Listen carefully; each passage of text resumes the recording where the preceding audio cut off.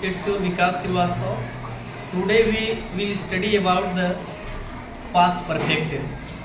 What is the identification of past perfect tense and how can we translate Hindi to English and English to Hindi? Translation of past perfect tense sentences. First of all, we know that how can we recognize, identify that this sentence dated from past perfect tense. यानी कैसे हम पहले पहचानेंगे past perfect tense का ये वाक्य है, तभी तो हम लोग पास्ट परफेक्ट टेंस के वाक्य का ट्रांसलेशन करेंगे। जब किसी हिंदी वाक्य के अंत में चुका था, चुकी थी, चुके थे या आ था, ई थी, ए थे जैसे शब्द आए वो पास्ट परफेक्ट टेंस कहलाता है। जैसे चींटियाँ बिल में घुसी थी, कोई आपसे पूछ सकता है इस तरह का सेंटेंस। या भालू जंगल में दौड़ा था, ट्रांसलेशन बनाइए, नहीं आएगा। क्या राजा 5000 सैनिकों को मार गिराया था। आप सेंटेंस पहचानते रह जाएंगे लेकिन नहीं पहचान पाएंगे या उसका ट्रांसलेशन नहीं कर पाएंगे। जब आप इस वीडियो को पढ़ लेंगे आप अच्छे से ट्रांसलेशन कर लेंगे, एक बार, दो बार, तीन बार अपना माइंड मेकअप करके इंग्लिश ग्रामर की अच्छी जानकारी प्राप्त कर लेंगे। जैसे मैंने बोला कि राजा 5000 सैनिकों को मार गिराया था, तो आ था, ई थी, ए थे, ये सारे पास्ट परफेक्ट टेंस की पहचान है। जब भी हिंदी वाक्य के अंत में चुका था, चुकी थी, चुके थे, आ था, ई थी, ए थे जैसे सेंटेंसेस हैं तो समझ जाइए वो पास्ट परफेक्ट टेंस से रिलेटेड है। तो हम पहचान लेंगे। यहाँ भी कुछ वाक्य लिखे गए हैं, जैसे पागल खाना बनाया था, खरगोश चारा उड़ाया था, शाहजहाँ ताजमहल बनवा चुके थे, हम अपना गृह कार्य कर चुके थे, गुरुजी सामाजिक विज्ञान पढ़ा चुके थे। जितने सेंटेंसेस हैं यहाँ भी लास्ट में चुका था, चुकी थी या आ था, ही थी जैसे वर्ड आए हुए हैं। तो these are sentences related of past perfect tense. अब इसका ट्रांसलेशन हम कैसे करेंगे? ट्रांसलेशन करने के लिए सबसे पहले आवश्यकता पड़ती है हेल्पिंग वर्ब याद रखना।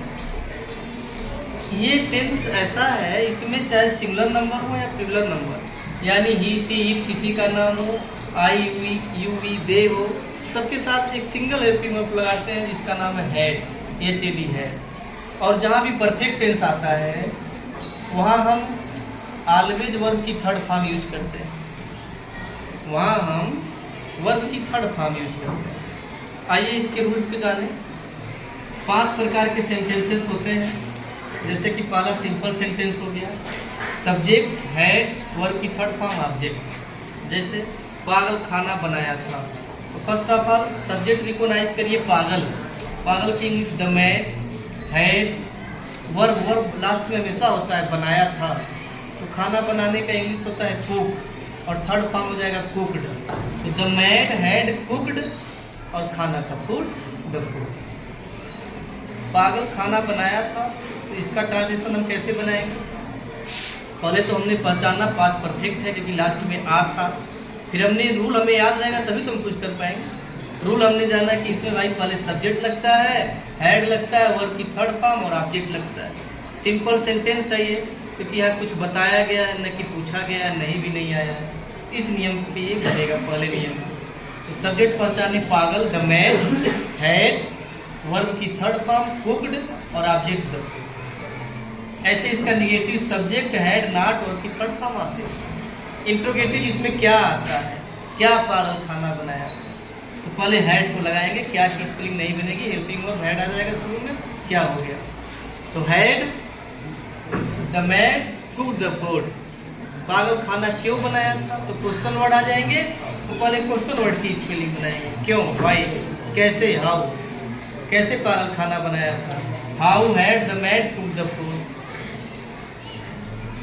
उसी तरह कैसे नहीं बनाया था, तो question word how had the man not cook the food. इस तरह से जितने सेंटेंसेस लिखे हैं सबको सिंपल में एक बार बनाएंगे, फिर एक बार नहीं लगा के बनाएंगे, एक बार क्या शब्द जोड़ के बनाएंगे, फिर एक बार क्यों नहीं, सब में ऐड करके आप 5 सेंटेंस को 5 प्रकार से बनाएंगे। 5 5 जा 25। इस वीडियो में आपने पास्ट परफेक्ट टेंस को पहचाना, उसके ट्रांसलेशन कैसे करेंगे उसको पहचाना, साथ ही साथ आपको होमवर्क भी मिल गया, 25 सेंटेंसेस खुद बैठ के बनाना है। यदि कोई चीज़ समझ में नहीं आए तो आप कमेंट में बता सकते हैं।